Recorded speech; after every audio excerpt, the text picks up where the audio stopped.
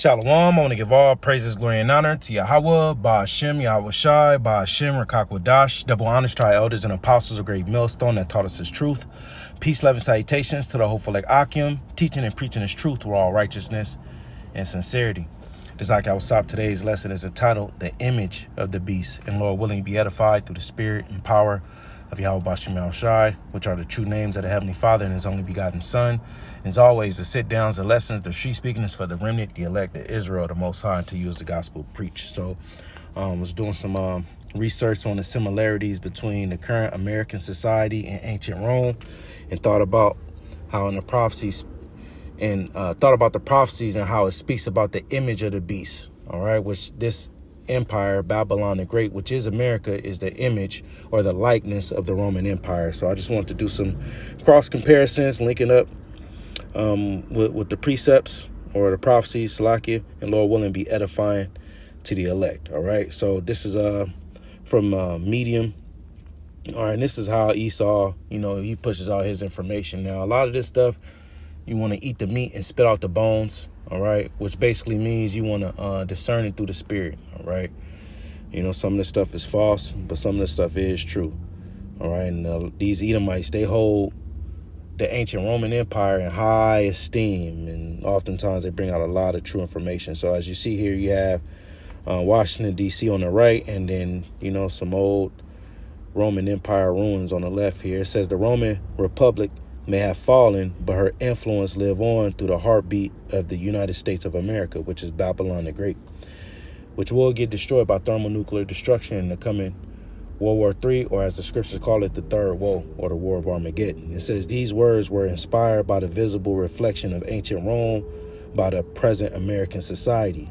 Even though several similarities exist between the two nations, this article discussed the similarities in government, culture, and infrastructure between the two societies.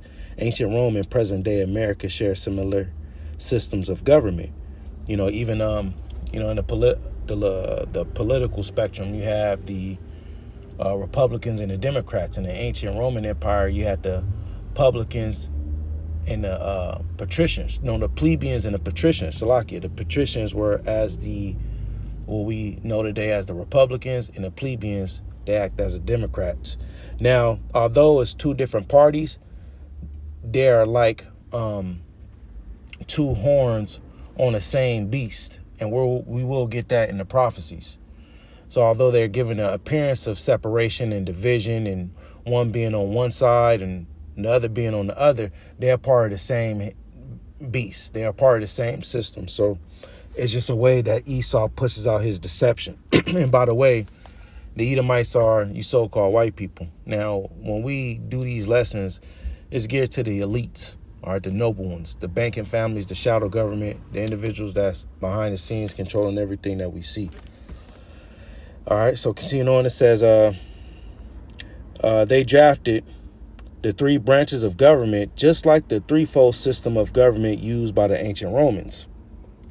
Both societies also have similar justice systems that provide a set of rules and procedures that guide the activities of citizens. All right, just like, what we see here now, there's certain, holidays that they push out that everybody have to observe and acknowledge, so on and so forth. All right. It says, moreover, both systems of government had Senate arms that converted policies into laws and discussed pertinent state-related matters. And just like you see here, you have, the Senate, Congress, these particular, parties within the political spectrum, they all come together to agree on laws and legislation to push out decrees. So just like we see here today, that was done in the ancient Roman Empire. It says another interesting feature in both societies are the similarities in cultures.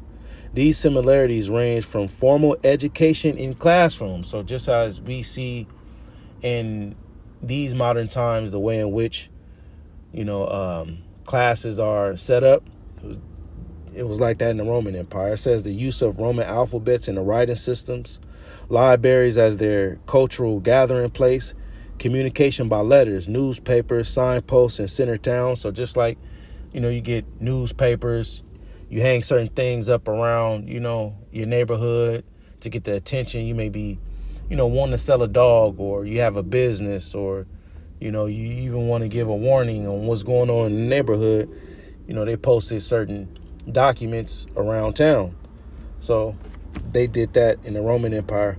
It says signposts in certain towns, mail systems. So you have the delivery system to freedom of worship and affiliation. So yeah, in the modern day society here in America, you're pretty much free to worship whatever you want to worship, whether you want to be a Muslim, a Mormon, a Catholic, or you want to be atheist. You have the freedom to do that, as long as you paying your taxes and being a law-abiding citizen. So you had that in the ancient Roman Empire as well. It says both societies also observe diverse cultures from far and wide. And the reason why it's diverse cultures is because just like in ancient Rome, America is a melting pot. And the prophecies speak about how Esau, he heapeth unto him all nations. And that's in Habakkuk, the 2nd chapter. It says, nonetheless, in recent times, the modern day American society has also become more liberal or free, like the Romans were, in terms of sexuality and freedom of choice. So, just like how we see there's laws to protect people from different, sexual backgrounds or, identities that was going on in the Roman Empire. And when you go through these different articles and you see the similarities between, these two societies, you get a better understanding on why Apostle Paul was pushing the vibration of, repenting and coming out of that, Greco-Roman world. Because just like we see here in this modern society, it was just like that in Rome. And with the teachings of Yahushua, it pushes the vibration of being holy, being separate, coming out of the world and not loving the different things that's being pushed out in the world that's contrary to righteousness. So, you can, keep reading the article. All right. I'm not going to beat it over the head. It is from the medium.com. Just search that title and you'll find it. But let's get here to the prophecies. So here in Revelation, the 13th chapter. All right. And in this book, you have Apostle John, which he was a disciple of the Lord Yahushua, which the Lord Yahushua is he whom the world ignorantly calls Jesus Christ. And there was a lot of persecution for the followers of Yahushua, and chiefly because the teachings of Yahushua is controversial. So when Apostle John and the other disciples were, preaching and teaching Yahushua, all right, it was looked at as treason in the Roman Empire. Who is this man that you guys are talking about that's going to come and destroy this kingdom and set up a new heaven and a new earth wherein dwelleth righteousness, where all nations is going to be subject unto him. So when, they got wind of the teachings and different things, it was outlaw. And that's what's going to be happening now in these times. So here in Revelation 13 and 11, they have entitled it The Beast from the Earth. It says, and I beheld another beast coming up out of the earth, which this is the American, the Babylon the Great, which is America. And he had two horns like a lamb, and he spake as a dragon. And as I was mentioning earlier, this is going into the political spectrum of America. All right, these two horns or these two powers, horns is synonymous with power. All right, you have the Democrats and the Republicans. All right, but they're all a part of the same system. On one side is like a lamb, is docile, is weak, and needs help, and needs guidance, and needs shepherds. And that's your Democratic Party. They act like they're, for the poor, the needy. They push laws and legislation to help out low income, push out child care, EBT, these different, government assistant programs to help out the weak. But then, as it says here, he spake as a dragon. Now, when you go into this word dragon, you have the Greek word drakon, which in the Roman Empire, you had individual named Draconian, which pushed out, harsh and strict laws. And that's the Republican Party, pretty much, their stance on, governing the society is more for the rich, and pushing certain policies that benefit, these corporations, businesses, and once again, people who make, a lot of money. All right. And as we continue, It says, and he exercised all the power of the first beast before him, which the first beast before him is the Roman Empire. So in this system, it's going to exercise all the power. So it's going to use basically what system the Romans had in place. They're going to adopt that in this system. And we see that here in that article.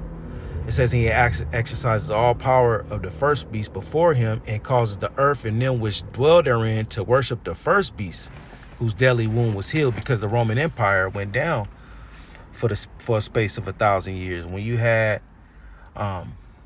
in 325 AD, you had the Roman Caesar,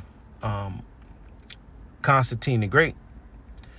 All right, and that was an Israelite. All right, a bugged out Israelite that was, pushing out, madness. Or you had the Nicene Council, and you had the mixing in of different pagan, rituals in with the scripts. All right, and during that time, Esau, he was put up.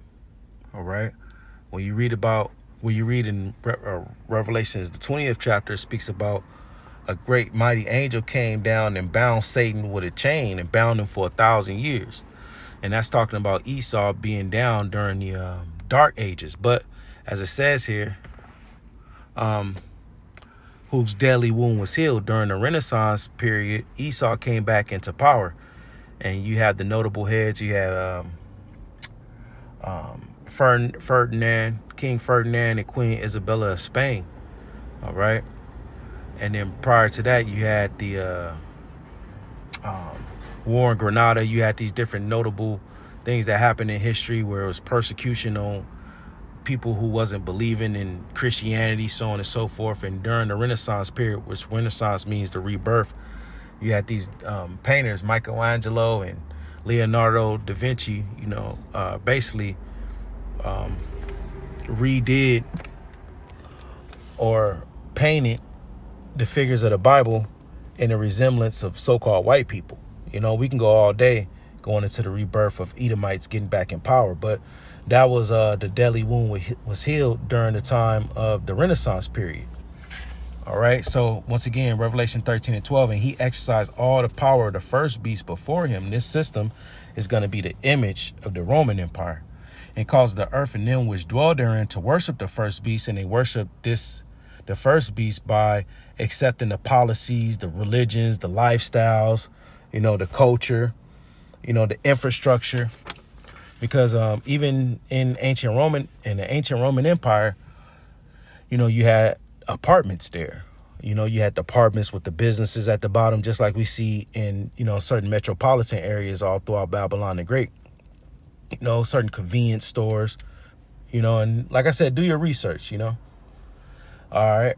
In 13, it says he doth great wonders so that he maketh fire come down from heaven on earth in the sight of man. That happened during World War II when America dropped those 2 bombs on Hiroshima and Nagasaki in Japan. The Lord gave Esau power to make fire rain down from heaven in the form of the atomic bombs, Fat Man and Little Boy. It says, and deceiveth them that dwell on the earth, and Salakia for these notifications, and deceiveth them that dwell on earth by the means of those miracles, which is the technology, the plane technology. You had in 1902 Katie Hawk, 2 Edomites that took flight here in America. And shortly after, they attached weapons to those planes and, thought it was expedient to use them in military. So that was a part of the miracles. It says, which he had to do in the sight of the beast, in the sight of his power. In the sight of this empire. Saying to them that dwell on the earth that they should make an image to the beast, which is this kingdom, which had the wound by the sword and did live. So Esau, he made a replica to the Roman Empire with establishing America, which is Babylon the Great. All right. So I'm not going to draw it out. I'll read a couple more precepts. It says, and he had power to give life unto the image of the beast, because it's all a part of end time prophecy. When you read in Daniel, the 7th chapter, it speaks about these 4 notable kingdoms that will come upon the earth. And the 4th kingdom, the 3rd and 4th kingdom that is spoken of in Daniel, the 7th chapter, was both ruled by Edomites, the Greek Empire as well as the Roman Empire. But when you read in Daniel, the 7th chapter speaks about amongst the fourth kingdom, there came a little horn, and that's talking about America. A little horn because it started off with 13 colonies and then it grew into these United States. All right. But let's continue reading here in Revelation 13 and 15. He had power to give life unto the image of the beast, that the image of the beast should both speak, and it speaks through his laws, its legislations, its different policies, the different things that this place pushes out. That's how it speaks, and calls that as many as would not worship the image of the beast should be killed. If you don't follow this America blueprint, you're going to get destroyed. And we see that a lot, with these different countries that don't accept the American dollar. They don't accept, Western culture. They get destroyed economically.